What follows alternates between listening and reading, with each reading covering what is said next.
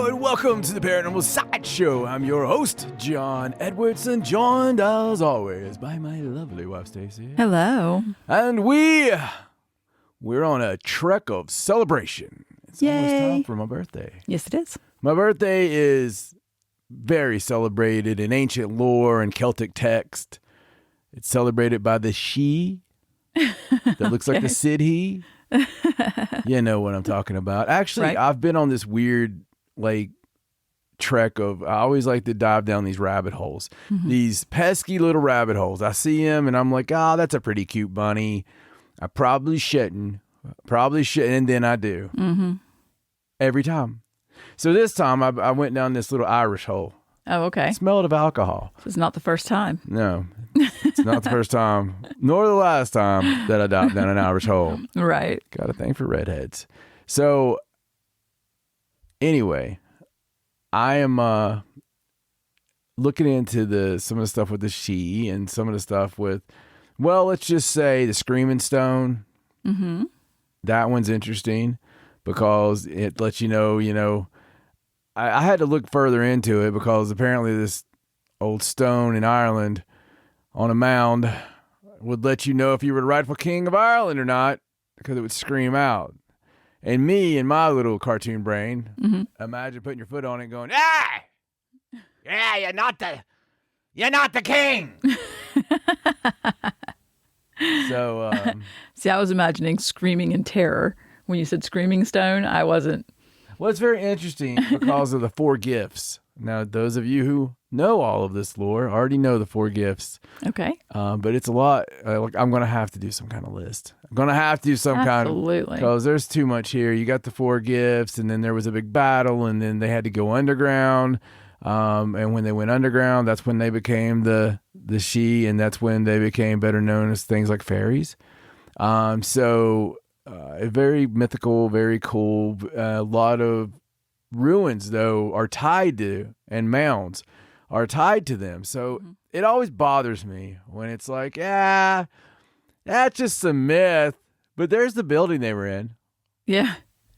When was that actually built in? Well, we're not really sure. It's been here since before. But how did they get that stuff? Well, we couldn't do that. We don't know how they did it. Medieval crane. And, we talk about the ancient world all the time and all the mysteries that, abound from all these things. They don't make sense, right? They just don't add up. And we have talked about this. I mean, but, it doesn't have to go that ancient. You can go 2,000 years. Let's go to Rome. Because you remember Rome fell, right? Right? Been seeing things that, because I talked about this not so long ago, and then all of a sudden I'm starting to see that stuff everywhere. You put it out in the universe. Yeah, because, I'm sure someone had come to that correlation before, but you and I one day were just like, what if Rome didn't fall? There was a lot of political turmoil, and they were like, we can do this with non-taxed. Let's just, have the Vatican over here. And I mean, there's not a whole lot of correlation except the one ended, the other began. It's still in Rome. They took the bronze doors off the Roman Senate and put them over on the Vatican. What? Wait, why would that be symbolic? Anyway, a lot of cool stuff going on. Hi, Paranormal TV. Hi. Just wanted to say hi to everybody out there. Hope you're enjoying the show as much as we enjoy bringing it to you. Hope that all our patrons, Patreon patrons are enjoying the Patreonic content because we're enjoying bringing it to you. And if you don't know, we're going to have to let you know. John and Stacey versus the unknown. It's a special show. It is. You only get it if you're Patreonic. If you actually get on there and you join the Patreon for the low price of $2.99 a month. That's right. $2.99 a month, people, get you a weekly show. A weekly show. And it's not just any show. No. It's like Mystery Science Theater, John and Stacey. Paranormal videos. Weird videos, funny videos, ha-ha videos. What do we feel like watching? But the reason I'm bringing it up is you may want to join the Patreon if you're not a member, because later after this recording of this episode that we're doing right now, Stacey and I are putting together the next episode of John and Stacey versus the Unknown. And on it, there's going to be a little small short clip, because we do go through videos and as we comment while we're watching them. This is an original clip, so to speak, that we didn't find on the internet. It was one that was sent to us from a friend of mine from his place of business.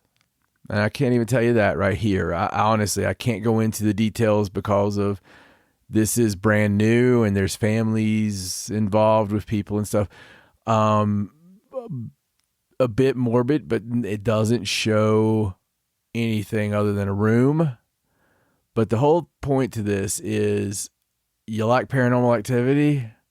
You like some hardcore paranormal activity? Well, this is a place of business, security camera, and something pretty amazing. So I won't give no more than that away, but we are putting that on there today to kick off that show. Should be on episode 3. Episode 3 of John and Stacey versus the Unknown. So that'll be uploaded soon. And I do also put other things on the Patreon, like things that get cut out of this show. Like sometimes maybe it's just a slip up and it's silly, or we heard a noise, or noises. Maybe not a slip up. Maybe you're being silly, extra silly. I'm not silly. Never. So, you get some cutting room floor stuff on there too. And just little extra tidbits of things we decide to throw up there. So I love titties. Yes, you do. Titty bits. They're great. I love the tidbits. I'm going to make a shirt for Paranormal Sideshow. It just says, I love titties. TIDDIES. They're the best. What's wrong? Nothing. Oh, okay. Yeah. So, my birthday is really a cool day in history. Is it? It's dead set right in the middle of the year. Wow. Could be evil, could be good. Depends on who you're asking, right? Right. Oh, you were born at the midsummer. Yeah.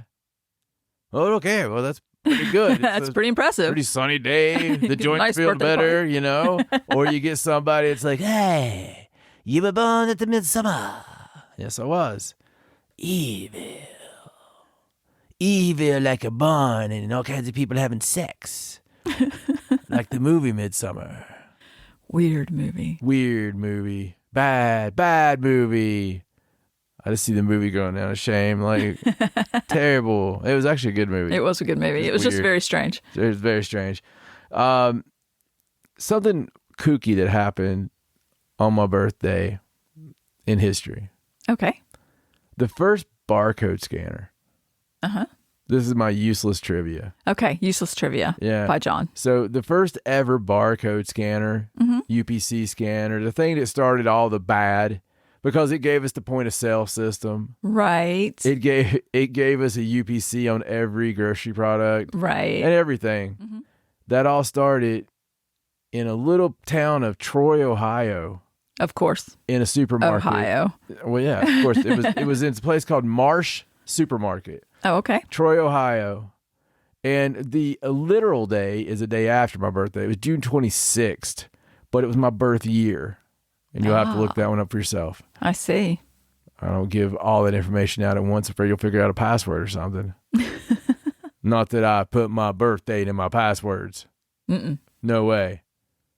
All right, so we have a lot to get into today, but we had a little conversation a few weeks ago about starting a new series, and that series is called 5 from 5. No, it's just like it sounds. It's 5 interesting stories or tidbits from 5 episodes of our past. Now, that could be all the way back 12 years ago. That could be 5 years ago. That could be a year ago, whatever. We wanted to go back to our extensive catalog of doing this show and, under different names and different disguises, and go back and see, 5 stories of different shows and how much that may have changed. Or it's interesting because, just imagine, how much has changed in your life in the past couple of years, right? Right. My God.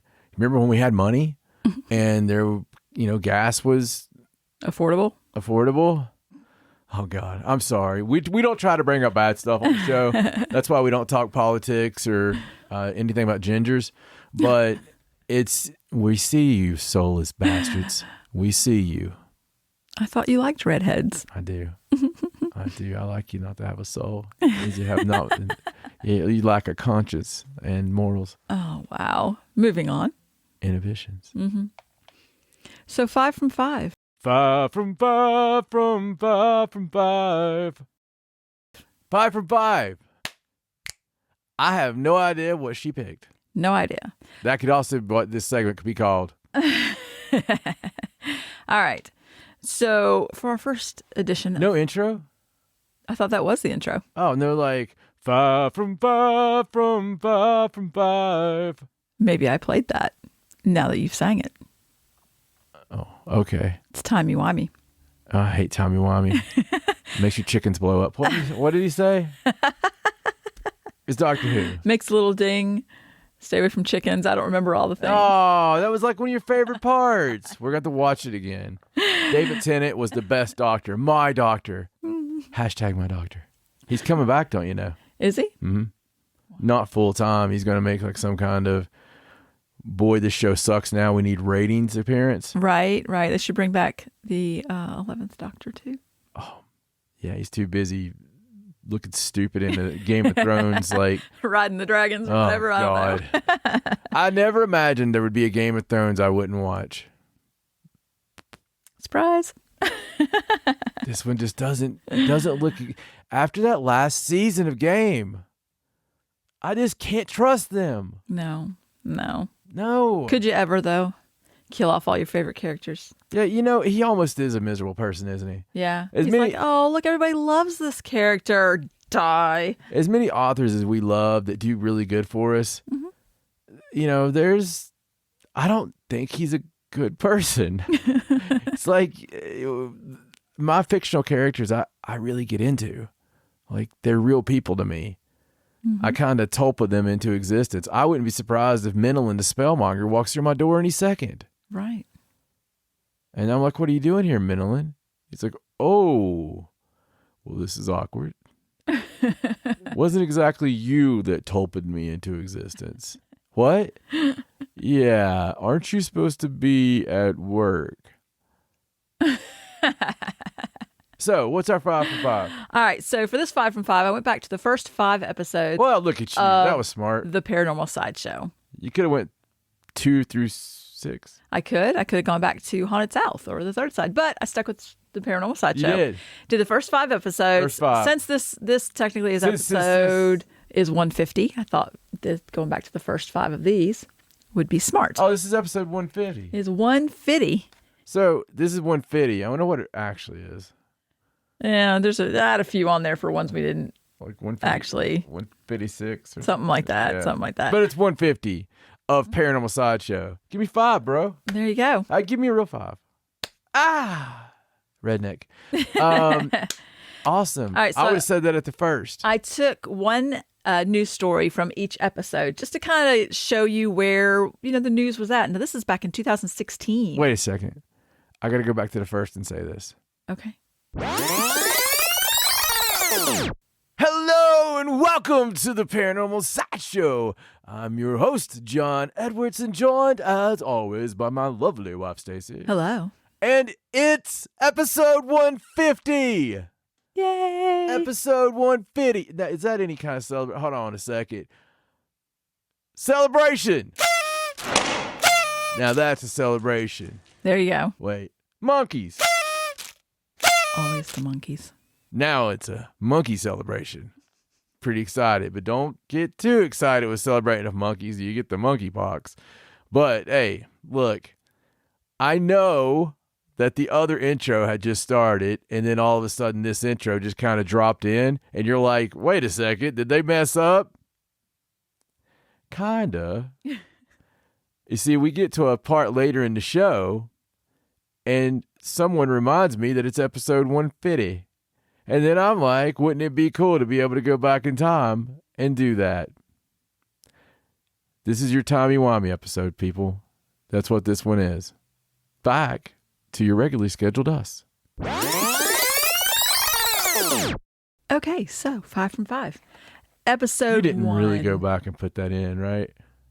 I mean, right now, has that actually happened already? Have we actually talked about it being episode 150 and had 2 intros? No. What about the monkeys? Okay, it's all in there. Sorry, people. Timey-wimey episode. All right, so episode 1 of the Paranormal Sideshow. This was our episode called Hulda Folk is Living in That Boulder. It was all about little people. What's it called again? Hulda Folk is Living in That Boulder. Hulda Folk is living in that boulder. John loves to come up with the titles. All right, so on that episode, we had a ton of great news, but the story that stood out was the one about CERN. It was the CERN story where they did the fake sacrifice. Oh my in God. front of the Shiva statue. Oh no. Way back in August of 2016. No. Yes, it started the whole thing. You know, man, that story is an all-time weird one. It is. Like, that story is one of those that should have bothered a lot more people than it did. Right. We should still be talking about, remember when we all went down there and burned all those people at CERN? Well, there is no update to the story. You know, they tell you, oh, we're going to do an internal investigation, and that's it. No other mention ever. There is a Wikipedia page for it, though, called the CERN Ritual Hoax. And they do call it a ritual hoax, but only because it wasn't a real, sacrifice. Yeah, that's not a hoax. No, I know. It's not a hoax. They did do the fake sacrifice. I think they're calling it a hoax because they think people are going to think it's a real human sacrifice for some reason. I don't know. I mean, think of all the symbology that we do in any kind. Well, think about all the symbology that people do in spellcraft. So a CERN spokesperson did come out and say that it was a real video, but the video was fiction and it wasn't authorized and they didn't really kill anybody. The CERN person, I think we have that video. It's hi. Hi. I'm Jan Yavryukik from CERN, and everything's fine. We're all good. Hi. This is Cindy Hofferschmugger. She's from CERN as well. We're from CERN. There is nothing to be concerned about. It's a little CERN humor. Yeah. We were certain that you would like it. Too many puns. It is too many puns. But you know what's not happening? There's no fake sacrifices here. We're just having a good old time. Nobody's off camera with a gun looking at me right now. It's all fine. We here at CERN only care about you. And if you've ever seen anything weird depicting us and angels and demons, don't trust that movie. Don't trust that movie. We didn't need the God particle. But wait, after that movie came out, didn't we find the God particle? Wait a second. It's all timey-wimey. It is timey-wimey. Now, CERN, of course, they welcome scientists from all over the world all the time. And so they're just saying that, We especially like those tasty Italians. that they host thousands of scientific users from all over the world, and sometimes they let their humor go too far. That's what they said. So that was my defense in my... never mind. No update to that story, but interesting. And I'm sure... So tell us what happened, sir. My client let his humor go too far. His humor was originally going to be a couple of inches away from her head. No saran wrap on the toilet seats for these people. No, their pranks are fake sacrifice. Oh, no. Saran wrap on the toilet paper is horrible. Or toilet seat. Especially if you crap. Yeah, it's bad. All right, so episode 2. Let's move on. So episode 2 was all about ghosts. Let's talk about ghosts. Let's talk about ghosts, baby. Let's talk about Boo and me. During the news on that show, we had a story about a pub in England called the Ye Old Man and Scythe. It's one of the oldest pubs in England. It's in Bolton. Not Lob? Yes, we made that I do believe.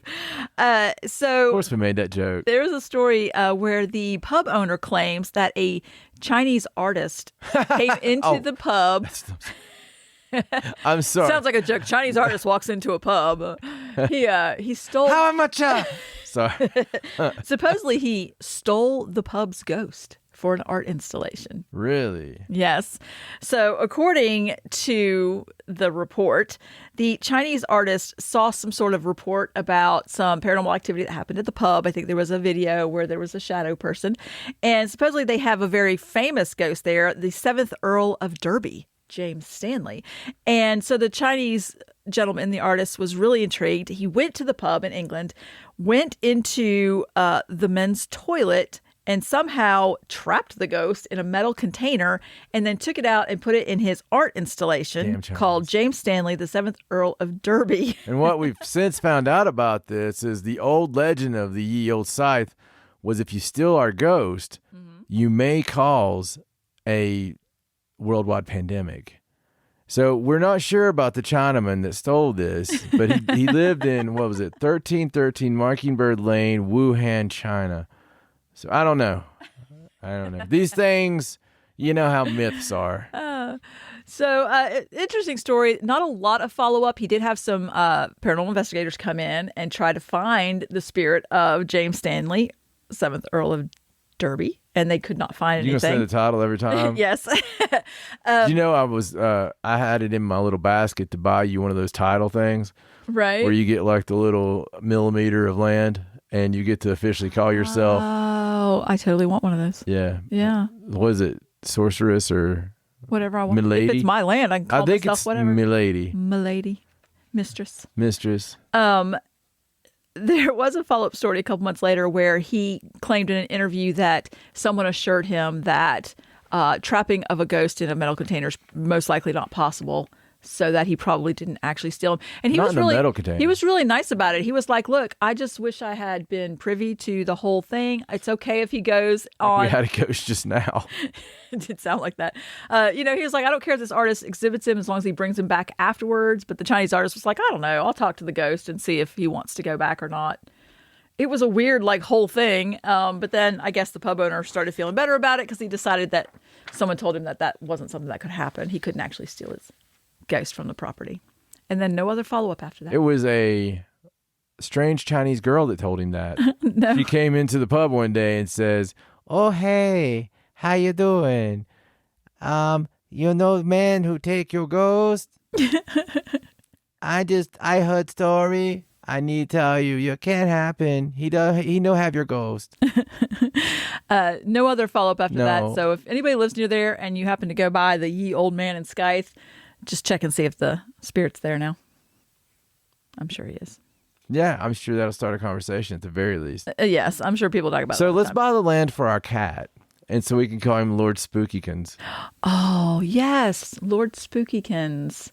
I'll have to get him an official, weird collar thing that says Lord Spookykins on Oh, it. please. We could call him Lord Spooky. Wouldn't that be great? Yes. All right, so episode 3. Episode 3. Yes, which was I Remember Halloween. It was our Halloween episode. And, I remember Halloween. we played a really fun game on that episode. We played the Did You Know game, where we both, I don't know if you remember this, we both brought really random facts that neither one, you didn't know mine and I didn't know yours. And then before we did the main event, we were like, "Did you know?" And then we'd tell our random fact. It's pretty fun. No, we should do that again. We call it Don't You Know? If you want to. Do it in the Minnesota accent. Be like, "Don't you know?" Then we say it and then we'll, "Don't you know?" Okay. Okay, anyway. So on this episode, there was a story from the National Police Air Service in England, the Southwest region, and they posted a video on Twitter of a UFO. A UFO. And it was one that was spotted over the Bristol Channel, approximately 1,000 feet in the air, and it could only be seen on infrared. And they caught it with one of their aircraft and just posted it on Twitter. And it was very compelling. And this is at a time, it was right towards the end, of 2016. So about a year before it became the thing. Right. So at the time when we did the story, it was actually really surprising. Yeah. That the police air service It'd still be somewhat surprising. posted this UFO video, but there was never any follow up of what it could have been. Like, I don't think they ever were able to explain it. They probably forgot about it.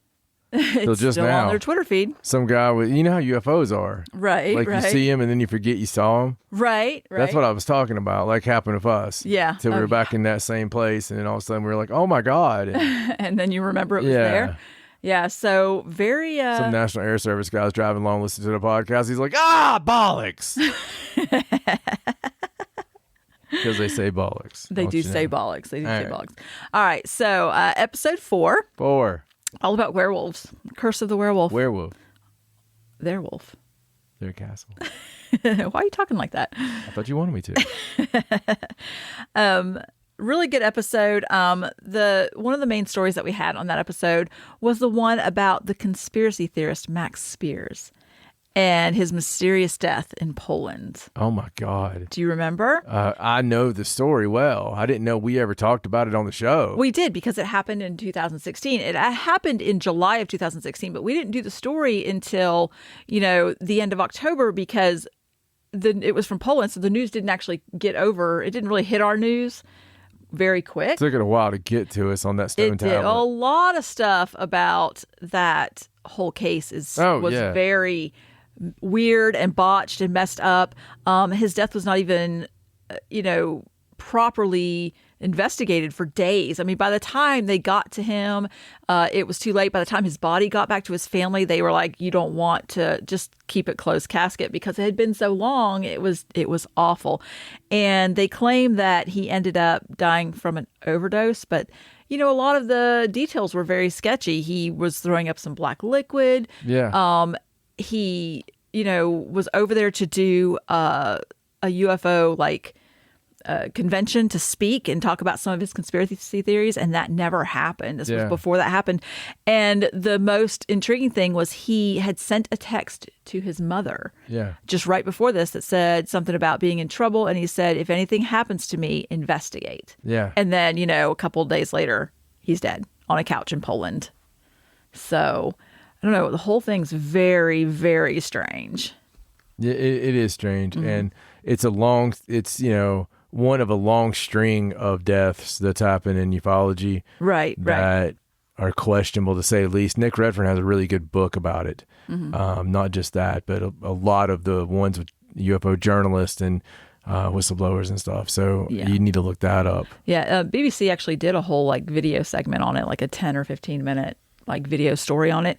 And his official cause of death wasn't even released until January of 2019. And they claimed it was drugs and pneumonia.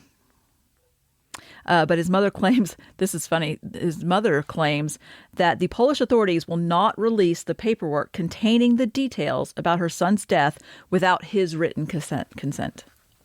Poland. Yeah. So you get him to consent in writing and we'll release it for you. So I don't know. Very weird. All right. So episode 5. Okay. This one we did all about curses, how to curse a guy in 10 days. Oh, how to curse a guy in 10 days. Curses and things. Some classic titles there in the first Yes, some really good ones. So on this episode, there's a lot of good stories on this episode, but one that I thought was really good was, at the time, a Pennsylvania man was trying to set the world's record for the largest Ouija board. I remember this. Yeah. And has that been that long? Yeah, and he was building it on the roof of his hotel. Holy it was going to be, his name was Blair Murphy, and it was a 44-foot by 29-foot Ouija board on top of the Grand Midway Hotel, which is a haunted hotel in Windber, Pennsylvania. And he planned to have it completed by Halloween. And then there was an article a few months later that said that he did actually make the Guinness Book of World Records. In January, they verified, they sent him a text. They said, congratulations, you've officially topped the scale for the world's largest Ouija board. However, he was upstaged in 2019. And you'll remember this because I'm pretty sure we did this story as well.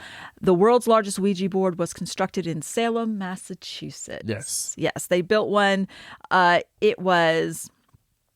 Instead of being 44 by 29, it was 45 by 30. No, it doesn't say. It just says it was 3,168 square feet. Yeah. So it was much bigger. Weighed over 9,000 pounds. It was made of 99 sheets of plywood, and they stained it, and they made this huge planchette that a couple of people, a few people needed to move it around, and they called it Ouijazilla. So it's now the new record holder as of 2019. Be a good way to get Nephilim ghost. Yeah, something right there in Salem, Massachusetts. What a great place for a Ouija board. It's a great place for anything. I love Salem. Yes. So there you go. I enjoyed staying in Salem. 5 stories from the first 5 episodes. Some good episodes. You'll have to go. That's your 5 for 5, 5 from 5, 5 more from 5. What? I'm going to use that as an outro too. 5 for 5, 5 from 5, 5 more from 5. I think it's about time for some modern 5 from 5. Or how many ever she has from how many ever. More than 5. More than 5 from more than 5. Because we have an abundance of wackadoodle news today. We had a problem trying to find what our top story was. Because we had several that qualify as top stories. Right. And they all happen at the same time. I actually hate when that happens because doing paranormal news week after week, you don't always have humdingers, but we got humdingers and a couple of zingers. So this is Stacey Edwards, and this is Paranormal News.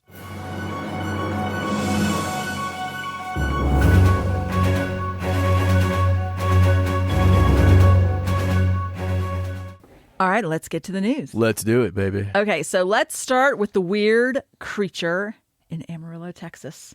The one on the outside of the Amarillo Zoo. Yes. And I am showing a picture of it now.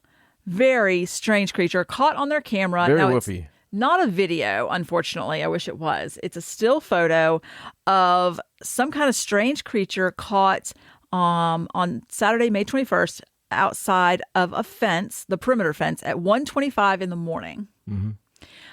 Very strange looking. The legs are weird. It looks like it has a wolf head. Yeah, I've seen a lot of people give their takes on it. Nobody has a good one. Some people are saying, well, it looks like this or it's missing this. And here's the thing. When you're using infrared, and as I try to train a lot of paranormal enthusiasts, when it gets to a certain length away from your IR, it will cause distortion. It's only picking up or reflecting off certain, things with the light. So you don't always know. Now, the thing that's really strikingly weird about this is what it doesn't do is distort someone's head into that of a wolf. Right. That would have to be some kind of weird hat. And the way the limbs are on this thing, it just does. I mean, look at it. It doesn't seem right. Right. And on, where it's pareidolia or whatever it may be, that's fine. But just look at it. If not a wolf or a dog man or something of that variety, it looks weird. It does. The legs look too long. Yeah, what's somebody doing outside the fence anyway? It looks a bit naked. It does look very strange. I did see some people commented that they thought the creature was carrying bolt cutters, like maybe it was somebody in a weird wolf mask hat for some reason carrying bolt cutters and was going to try and break into the zoo. There's no report of any fences being cut. They went and spoke to some of the female wolves in the in the habitat there. They were just like, no, not seen any big, tall, strapping wolf man come in. No. Oh, that fence, that's been like that. For a while, yeah. Mm-hmm. So I don't know. What do you all think? The chickens were like, she's lying. Chickens? Do they have chickens at the zoo? Do they not? No, I don't think so. I don't think that's a zoo type animal. Anyway, it's pretty weird. Just take a look at it. Give us your thoughts down below. Thanks a lot. All right. Let's move on to NASA. No zoos have chickens? I don't think so. Unless What they're if like a super chicken? special chickens. Yeah, like special chicken. like not overseas chickens. Not like bulk. I mean, like actuals. Right. Okay. Anyway. Okay.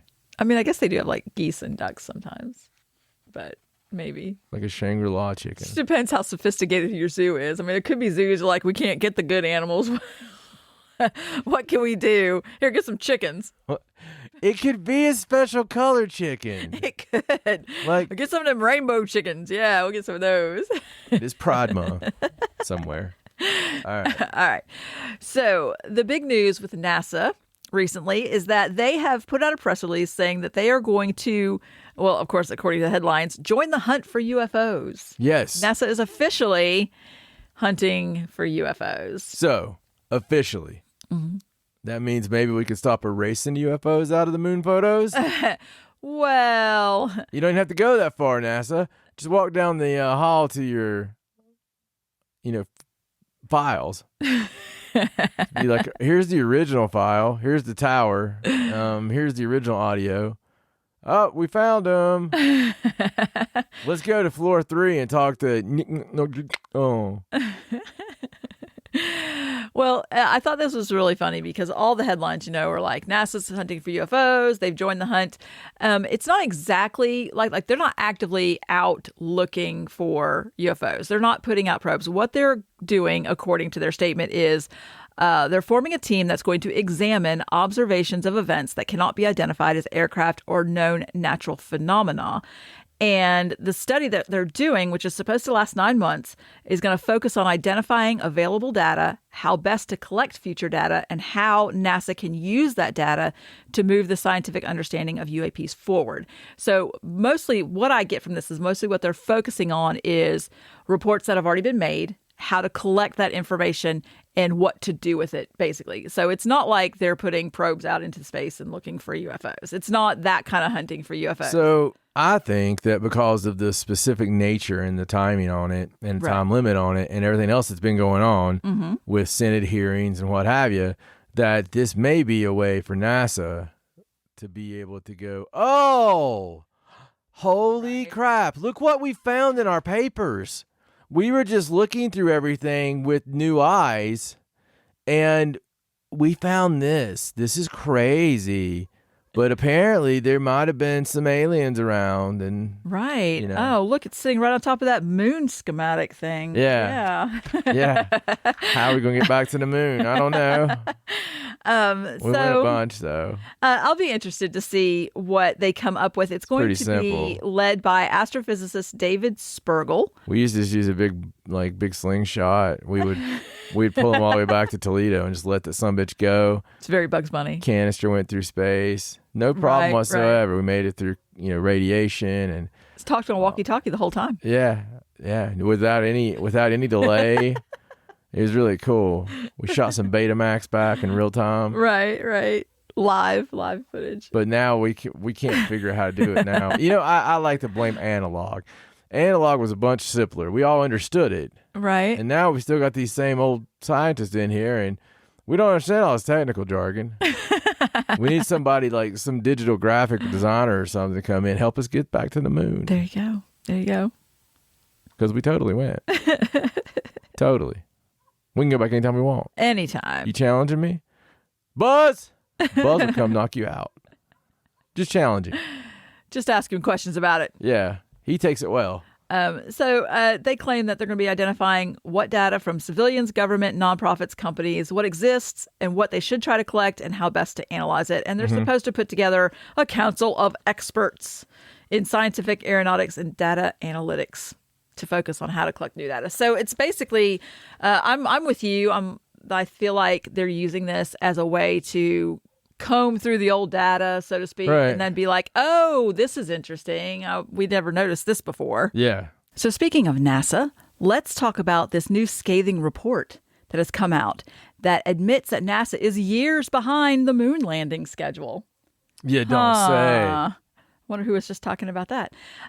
So the NASA's Office of Inspector General released a final audit of the agency's efforts to build the Mobile Launcher 2, which is a massive tower that's meant to facilitate the launch of the crewed missions to go back to the lunar surface. Now, this particular tower was meant to be delivered in March of 2023. Like, it should be almost completed. Right. However, it looks like it's going to take at least 2.5 years longer than initially planned, and it's already cost at least 2.5 times more than the estimates. Now, they are blaming NASA for their poor management of the project, but they're also blaming the people that they contracted. Bechtel is the name of the company. They contracted them.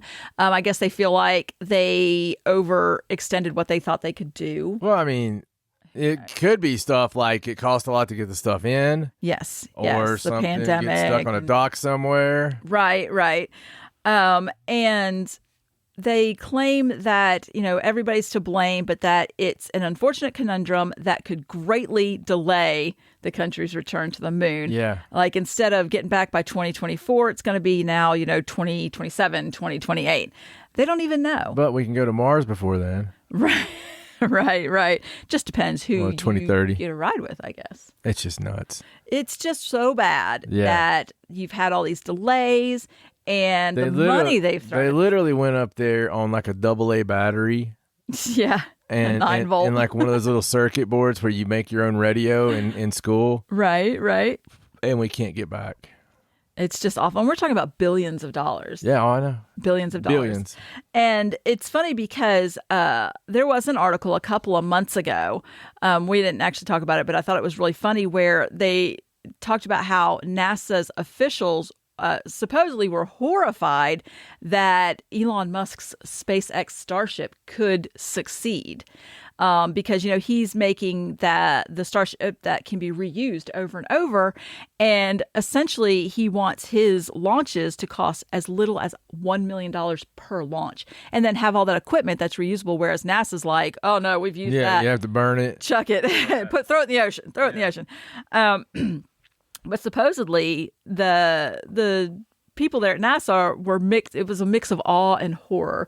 And I believe that the quote in the article from Politico was that they were pooping the bed, only not quite like that, about the whole thing. And, Elon Musk, he makes big claims.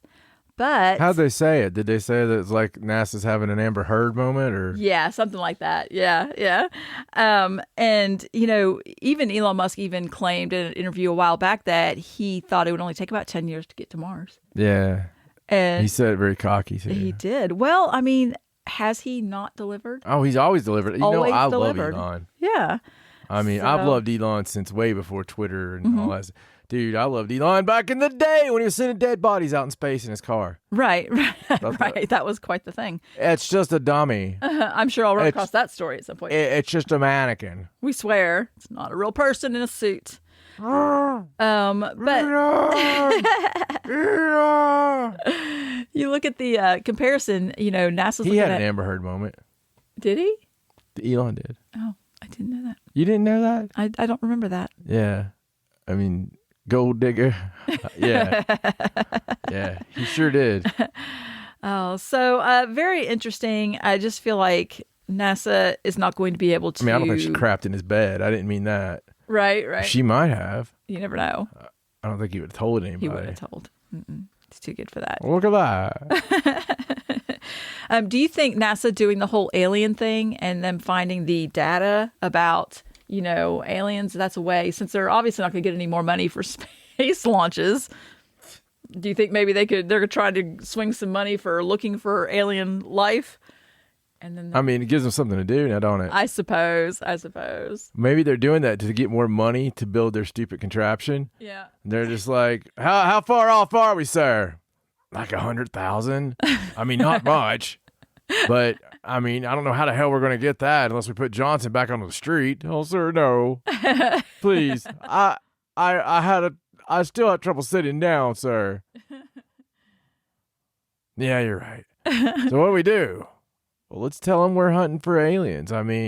Yeah, they'll need some money for that. We've got enough stuff we could throw them. They literally work here. We're making the correlations. Yeah. Making the correlations. All right, so let's move on. Okay. And while we're talking about NASA, let's talk about the James Webb Telescope. This whole Tommy-Wommy thing today is freaking me out. Yeah, it's been kind of weird, hasn't it? It's been a little bit weird. Mm-hmm. It's almost like hours have passed. I know.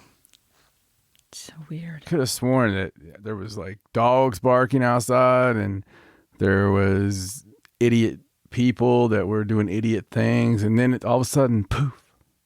It's quiet. It's completely quiet.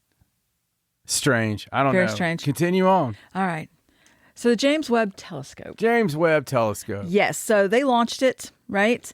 It has recently been hit with a small meteoroid, one that was bigger than they expected it to get hit with. And I think it's messed up one of the mirrors on the James Webb Space Telescope.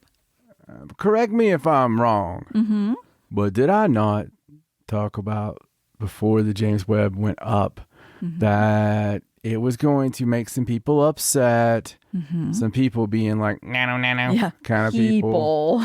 And it was going to see things it shouldn't see. And just like all of our miraculous little satellites that, like, oh, we're going to get the best pictures ever. Oh, we've had a lot of problems with a lot of satellites in the past. Right. But I was like, that's not going to last. It's not going to even launch probably. Well, it had a problem launching.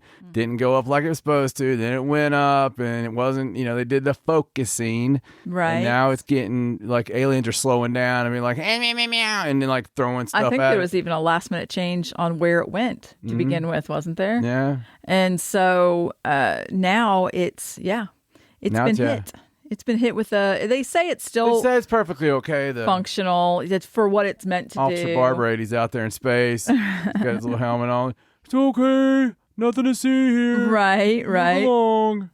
Move along. I mean, but this isn't going to be the last time that it gets hit with something bigger than they expect. I mean, I don't know what they expected Got space exactly. graffiti on it. They're like, this thing's just going to slip in between all the stuff flying around in space. I don't know. NASA's not doing very well on this show, are they? No, I mean, there's a lot of good things it could see.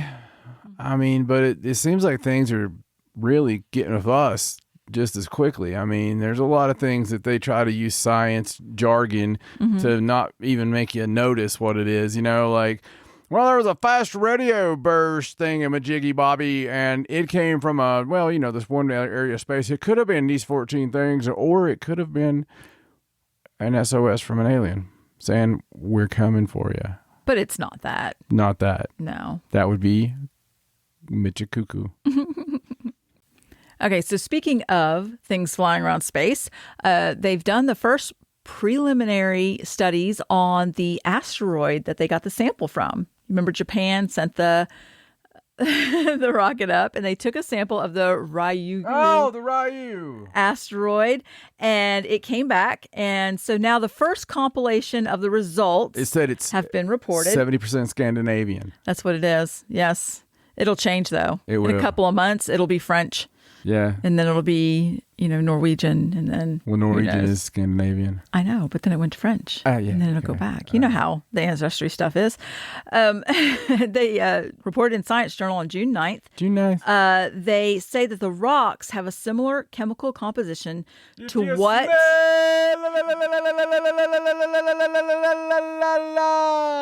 Not that rock.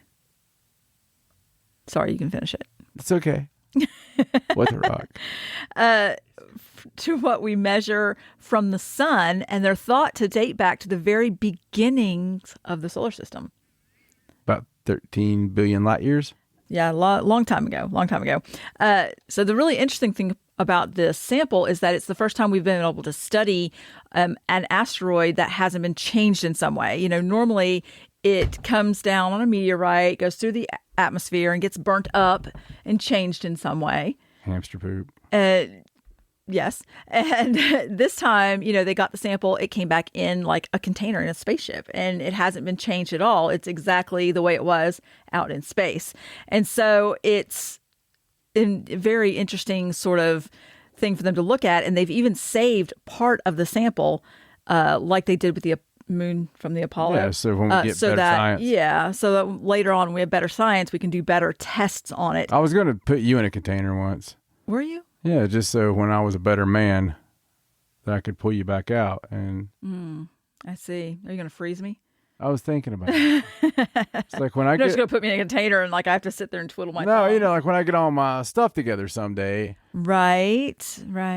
So I figured that might not be the best idea. Let's not do that. Airways and stuff. But this is really cool, though, because the purity of the sanctity of the sample. Yes. But the fact that they can, where we're able to check all this stuff without having to worry about, toxins and what have you from the earth, or like any kind of like grease from hands or. Right. And they said that it's they estimate it to be 5 million years after the formation of the solar system. And supposedly it's made up of the same material that was used to actually form our planet. So it's actually a building block of Earth, but just didn't get sucked into the Earth building blocks. Yes.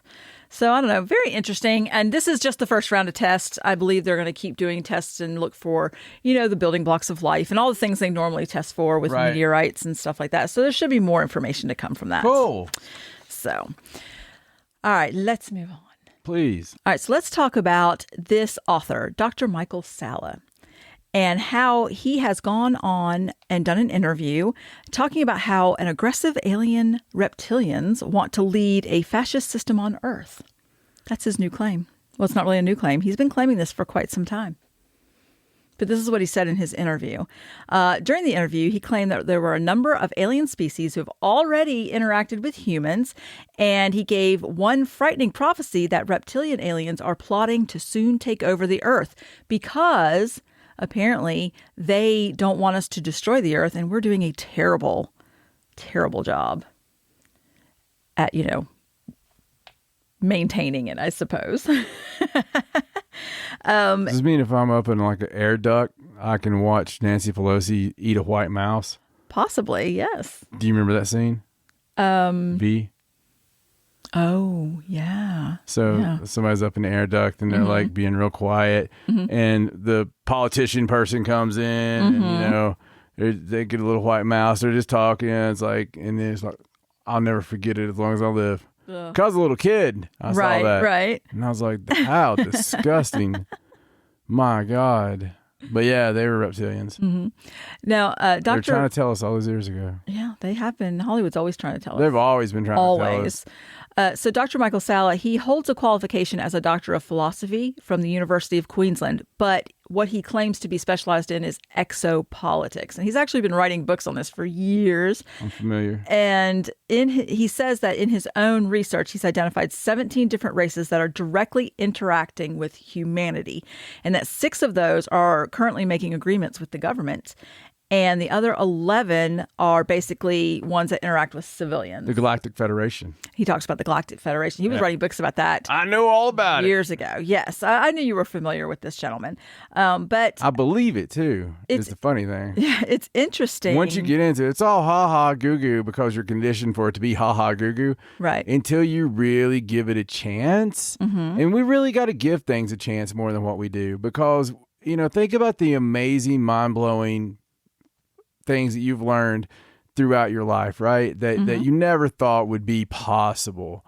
And some of those in 2 seconds, I can remind myself from a video on my phone, when you think everything's cool and there's nothing else to learn, but then you talk to some of these eyewitnesses or you talk to some of these very high level people that really put their jobs in jeopardy, just to mention things such as portals, such as, the military having portals all over the United States, well, not all over the United States, but all over the world, and knowing where those are, like Alaska to, I don't know, Hawaii, or having 3 in South America, that would be interesting, wouldn't it, if you had some in Argentina and stuff. A lot of old stuff down there. So especially when you dig for all the dinosaur type stuff and one in Australia, just hypothetically. Right. Be very interesting. Anyway, continue. I just thought this was very interesting. It's interesting that he's doing interviews again. But, he talks about a race of reptilians that's indigenous to the planet that was here way before humans were. There should be a month for them. There should be. And that there is also a more aggressive reptilian race that is off planet, but they're the ones that want to come and take over and, dress like politicians and they run Facebook and stuff. They don't like us. They start with an A. Do they? Mm-hmm. It didn't have the name in there, so I don't remember, but I'm sure it's in one of his books. I'm on a lot of forums. Mm-hmm. That you are. You do find rabbit holes quite a bit. Yeah, I do. That would be where you find them. I can't remember the name of it, but I mean, I'm on a lot of these forums, and sometimes you get lucky and somebody gets on there as one of these people. Right. And I'm always like, it probably is. Because it's usually the only ones that actually have no grammatical errors at all, and you're like, totally an alien. Absolutely, yeah. If there's no, of course, they're not aliens, are they? No, not if they live here. They're terrestrial. We're different. the aliens. Yeah, exactly. If you're interested in listening to more of that interview and hearing all of his theories, it's on the Jansen Media YouTube channel, and you can just look that up and have a listen, or check out his books. All right, so be a good time to partake before you watch that. Yeah. All right, so let's move on to a couple of things that scientists are working on that may be a little questionable. I'm all down for some questionable science. All right, this story is about scientists that have crafted a living skin for robots. Oh. Further blurring the line between human and machine. Goody. So how real is this skin? It says that even though it sounds like the stuff of science fiction, there's a study published in the journal Matter where researchers described how they developed skin tissue for robots that looks and moves just like ours. And it's actually a living skin tissue that can be used as a coating material for robots. And they explain how they sort of make it, but they use living cells. And it gives them the ability to have this covering that functions like skin, and it has the ability to self-repair and repel water. Now, the skin that they've created is only 1.5 millimeters in thickness, and it's only made up of the epidermis and the dermis, which is the top two layers of skin. And their first trial here, now they've got it to work, but it doesn't look perfectly like skin yet because it doesn't have sweat glands or hair follicles. Right. But they did get it to work. It does move. I think they did it on a finger. And the robot can move. The skin will stretch and contract. It'll make wrinkles, and it is a lot more realistic than like the typical silicone that they would normally use on a robot. And so they're hoping that through more testing, they can make it a little bit stronger, more like natural skin, because it's weaker than skin right now. And they have to figure out how it can get a constant supply of nutrients and waste removal, because it is living tissue. It is real skin with real cells. So they've planned some follow-up studies to explore how it can survive for longer, as well as getting some more of the sophisticated things on it, like sweat glands and hair follicles. But first step, they're putting real skin on them robots. I wonder if you can pick your robot. I guess if you buy it. Well, I'm just saying, certain shapes, Wow. That's quite the robot. Well, I mean, I like it to be a bit bottom heavy. I see that. It's a little top heavy too. It's not that top heavy. I mean, right. I like, especially around the thigh area. Right. I think it'd be good for carrying. Right. Just the extra leverage in the leg, hip, thigh area. Snuggling. Good thinking. Yeah. Good thinking. Did you say snuggling? No. I said smuggling. What you smuggling in the robot? Got a few ideas. Okay. Wow. Okay. Do not buy a robot with real skin. Ever. All right. So let's go on to this other questionable discovery. This is by some Chinese scientists who developed what they're calling a vampire technique to make old mice live longer with young blood. Yes. Now, this is not a new technique, technically. It's the... Wait a second. That's to make you younger. Well, it's to make the cells in your body younger using younger blood. Now, what happened is it's a process called heterochronic parabiosis, and it's something that's been known for a while, but they've never really gotten it to work or been able to prove that it actually works significantly. So there was even an article from 5 years ago that talks about how they doubted that this sort of thing would work. However, for the past 5 years, they have taken some mice and they surgically put them together, their circulatory system. So the mice were basically stuck together on the sides, and one was old, one was young, and their blood would circulate between the two mice. Right. They left them like that and compared 164,000 single cells across 7 organs for 5 years to identify whether the mechanisms behind aging and if there's any rejuvenation from the technique. So what they found is that it did reveal cellular and molecular changes in the aged and young mice at single cell resolution. In other words, the young blood made the older mouse younger, and the old blood made the younger mouse older. Wow. So it's and they've actually now have documented that over 5 years. That's insane. It is insane. So if we drink younger blood. Well, that's the catch. It's not. See, this is where it was actually running through their body. They weren't they weren't drinking it or whatever. It's not hard to do blood transfusion. They were true. They do say that methods like this may not be effective by itself. That there may be other things you have to do. But according to this study, it does seem like it's a method that could work. I mean, it's obviously a step in the right direction for that sort of anti-aging technology. Now, the only thing that I found a little bit disturbing, well, not the only thing, about this is in the study that they wrote up, one of the lines, and this is a quote from the article, this is what it says in the study. It says, "Our work constitutes a mineable resource for advancing our understanding of aging-related systemic factors and how they might be targeted to alleviate aging." Now, the phrase here is mineable resource. Yeah.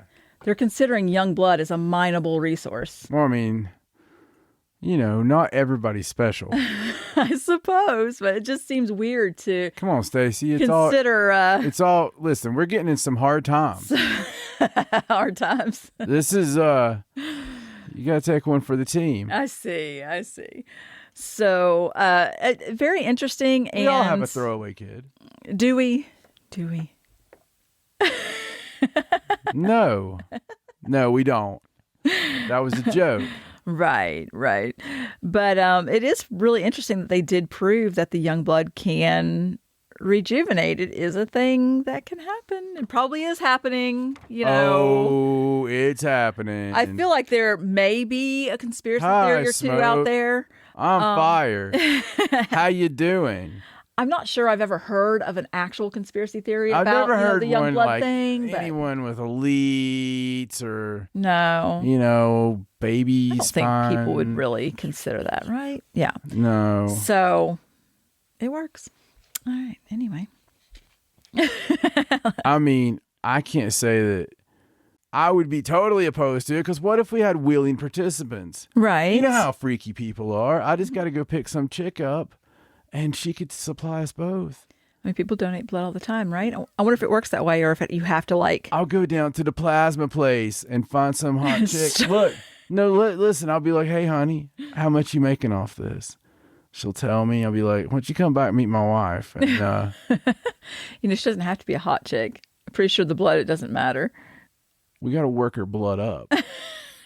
It's different. Like, I see. You don't want it cold. I see. You want her excited. It pumps better. I'll take care of it. You and your science. Science. Such a scientist. Yeah. I am a pseudo science expert. I'm a doctor of thugonomics. All right, let's move on. All right, so this next story is kind of a mystery. No reaction? No, I thought you were trying to figure out what the story was. No, the story is not a mystery. The story is about a mystery. Oh. I was wondering why you were looking at me like that. Okay, sorry. Oh, I love mysteries. Okay. All right, so this is from South Carolina, and it's a mysterious low-flying plane that has some residents really curious. So several of the Landrum residents reported seeing a large airplane flying only hundreds of feet above parts of the city. And this is at least 4 witnesses. Get out!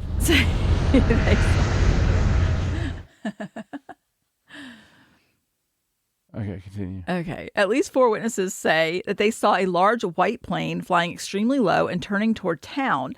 And they claim it was a large cargo type plane. And it was all about the same time, about 1 o'clock. And then one other witness says he saw a plane land around 4 p.m. at this small airport that they have in town. Now, all the witnesses' descriptions of this airplane match, and they all agree that the plane was large and white. And they all claimed that it had a cargo type look. It was not commercial. You better take a picture? No, nobody took a picture. One witness said she saw the plane flying over her house, and it was about roughly 200 feet high. And she said, the trees are 60 feet tall, and the plane was like right there, right above her trees. Yeah. And she said it just seemed really strange, like maybe the plane was in some sort of distress or something. So they contacted the airport there, Fairview Airport in Campobello. However, the employee was unable to track down any kind of airplane, saying there was no emergency landing and that there was none of that kind of activity at the airport. Now, the employee requested to remain anonymous as well.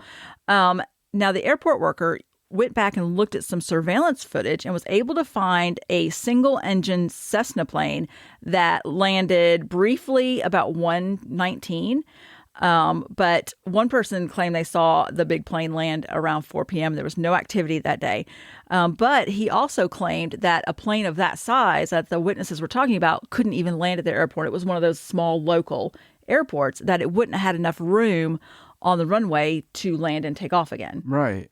So nobody has any idea where this plane was, what kind of plane it was, where it went to, where it came from. And obviously the airport's like, their answer was it must just be an optical illusion. Planes seem bigger when they're flying lower. But I do think that you would know a Cessna's pretty, you could tell if it was like just a little Cessna plane. I agree. If it's a large cargo type plane, now not a passenger jet liner, but, a cargo plane, you'd be able to tell that as well. And all 4 witnesses that saw it separately all had the same description. So it's not like anybody veered off from that. Yeah, but the Cessna doesn't make sense because you said they're seeing a cargo plane. This Cessna plane I'm looking at right here. Yeah, it doesn't look anything like a cargo plane. Yeah, they all said it was white and that it was a cargo type plane and that it was large, very large, but flying really low.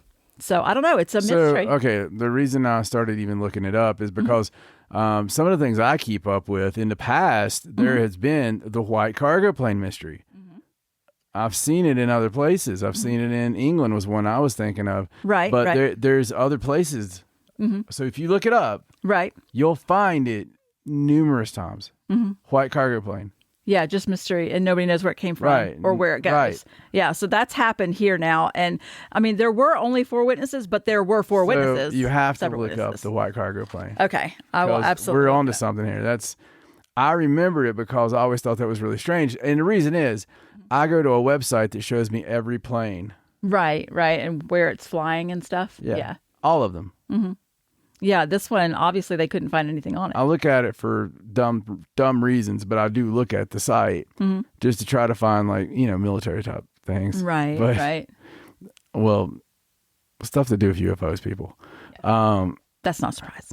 It's just, that's really strange. I thought it was a very strange story. And it was sort of just a passing story. It wasn't like a, big news. It wasn't a lot of places. It wasn't a great big news headline. It's Tryon. It's not a very big. Yeah. So it's just a really small little mystery. I like that mystery, though. What's in the cargo plane? What do you think's in the cargo plane?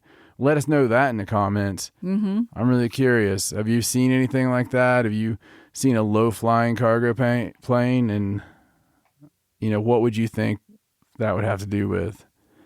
Maybe otherworldly materials from a crash?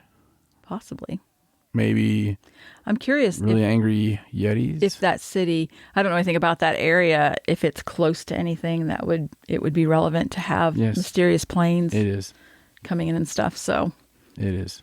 Oh, very strange. All right. Well, I have a couple of more stories here. Are you ready? All right. I'm ready. Okay. So this next story is just a really cool one. It's about a prop from The Shining movie has been donated to the Stanley Hotel. Very Colorado. cool. Now, depending on the prop, I hope it's the axe. Aha! The axe that Jack Nicholson carried in the movie was sold anonymously. Well, it was anonymously We donated. have to go stay there now that they have the axe. $175,000 is what it sold for at auction, and whoever bought it anonymously donated it to the hotel for them to hang up in the lobby. Oh, actually, they're opening a Stanley Film Center, which is under construction. It's scheduled to open in the spring of 2024. So it's the first major donation for that. Very cool. Which is going to be there at the hotel. It's going to be a multi-genre film and music venue focusing its theme on horror, and will eventually become home to like a world-class collection of horror film items. I would like to own the typewriter. That would be cool with the piece of paper in it. I wonder if that prop's ever been up for sale. I don't know. There is a website that does prop auctions all the time, they have things for sale all the time. I would love to have the typewriter. Yeah, I actually look at that website quite a lot because they have things come up from all kinds of movies, and they had they auctioned off stuff from Army of Darkness, like the Deadites and stuff like that. That was a long time ago, but there's no way I could have afforded any of it. But boy, I thought about it. Wow! But they have. I like scripts. Yeah, they do those. They do scripts. They do autographed items. They do all kinds of props from tons of movies. So I'll have to show you. Remind me later. Thick-hipped girls, robots. You do. I don't think there's a prop. Is there a movie like thick-hipped girls from Not that I'm outer aware of. space? There's going to be now, though, in there. So anyway, in the meantime, the axe is going to be featured in tours of the hotel. So if you go there now to the Stanley, you can see Johnny. This awesome. And it's like framed all nice. People are looking at a picture of it right now. It's all framed all nice with the axe and pictures of the movie and things like that. So very cool. Very cool of somebody to pay that money and then just donate it. I think it's awesome. Hello, Wendy. Back from hell. Oh. Are you enjoying your stay at the Overlook Hotel? There's plenty of room and there's plenty of fun. There's a naked effing lady upstairs in the tub. Look out for the girls. They make quite a mess. Being dismembered, they're such little pests.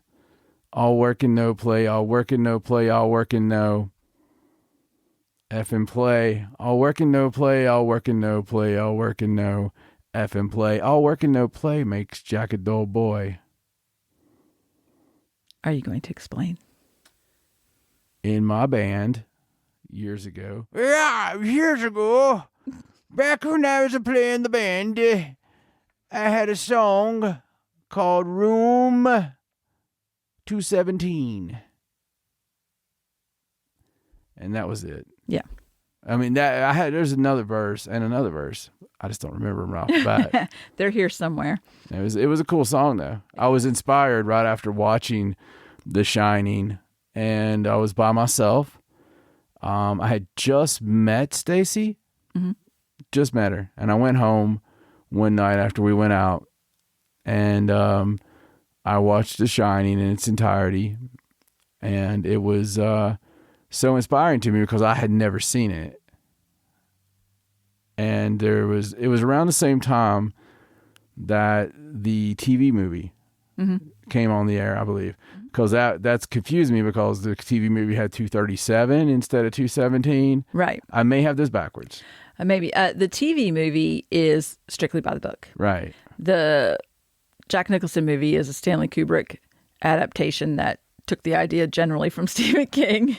The Kubrick is, oh my God. Oh, it's a fantastic movie. I love Kubrick. Mm-hmm. I really do. I'd love to see his greatest work the way he intended it, but, you know, a little eyes wide shut. Little spot of trivia, if I believe this is correct, the Jack Nicholson, the Kubrick movie, Shining, wasn't actually filmed in the Stanley. Like they did the shots on the outside, but then they built all the sets.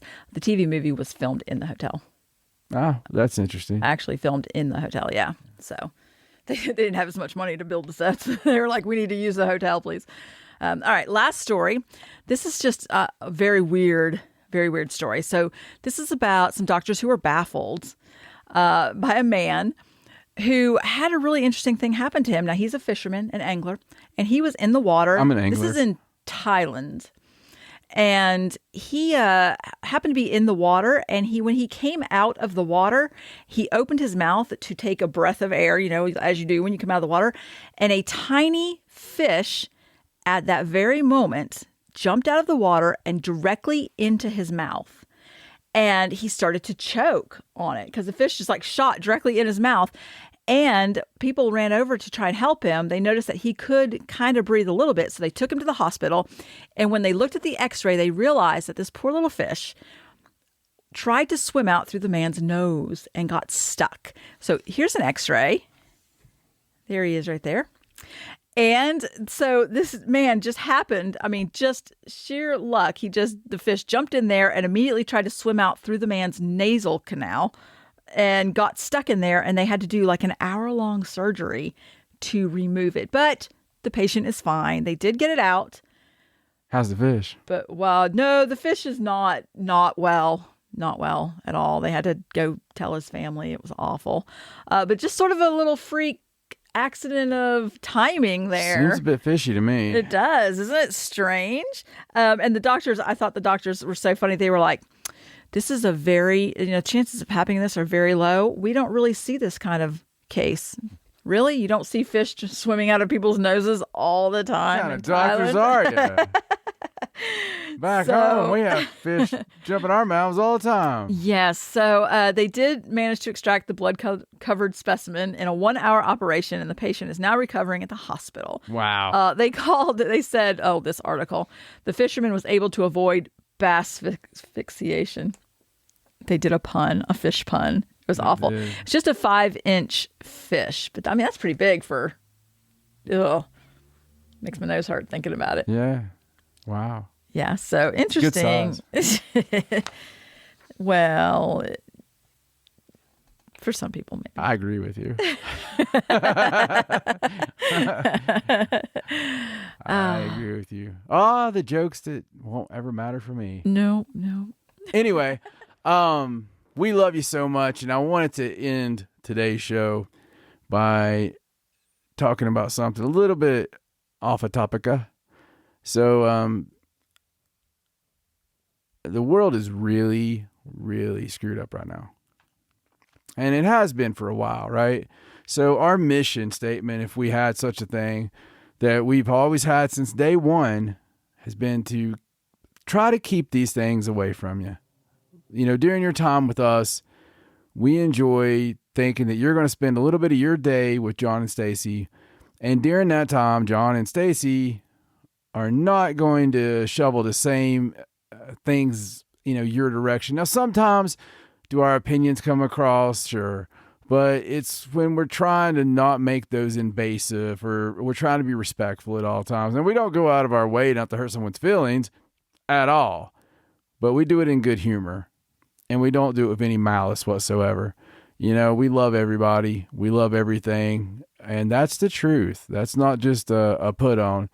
But, here recently there's been alarming spikes in things like self-harm and, suicide rates and things, especially with younger people. And I know times are, they seem uncertain. They really do right now with gas going up and all these things. But I just wanted to say, look, I've been there, and I've been where I didn't think there was going to be any way out of a bad situation. And I got help through mine. And there was always, the thing to remember is no matter how bad it seems, it's not that bad. Mm-hmm. It's not bad enough to do that. There's going to be tomorrow, and you're going to be able to figure it out. No matter how daunting this situation seems. And sometimes, especially when you're younger, it seems like there is no way out of this, man. There's no way out of this. And there always is. There always is. So I wanted to put this number up. It's the National Suicide Prevention Hotline. And so for my audio listeners, that number is 1-800-273-8255. 1-800-273-8255. There's a non-judgmental person there that will talk to you and let it, get it off your chest. And hey, reach out to us. I'm here.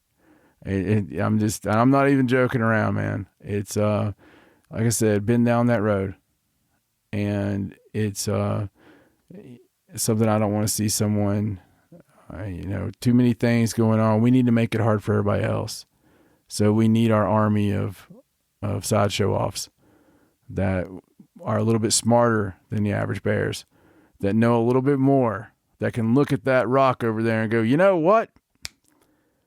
I think you're lying to me about that, sir. I believe that's actually 45 million years old. You know what I'm saying? Ghosts are real.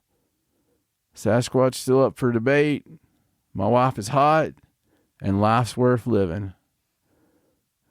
For my lovely wife, Stacey. My name's John. Love you guys so much. Be kind to each other and be kind to yourself. So long from the Sideshow. Good night.